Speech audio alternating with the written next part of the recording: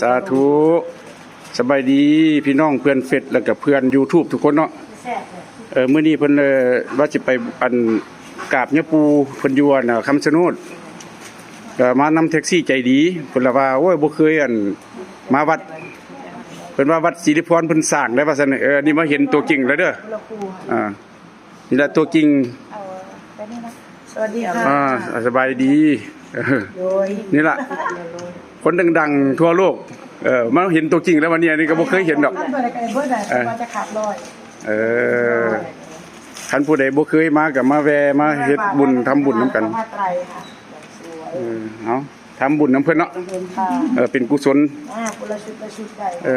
เจ้านรสเขาสิเป็นมือกล้องให้ไปยืนท้ายหุ้มเราดูยืนท้ายหุ้มเราเป็นที่ระลึก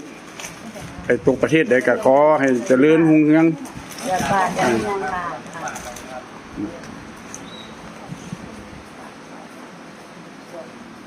อันผู้เพิ่นนั่งแม่นไผซั่นน่ะอ้ายที่นี่ล่ะแม่นผู้เพิ่นรวมทำบุญอยู่นี่บ่เพื่อให้ฮู้เอาโอเคเอาทางเพิ่นว่าเอา2 ชุดว่ายับไปใกล้ๆแล้วสิถ่ายฮู้ไว้พร้อมมีฮู้บ่เด้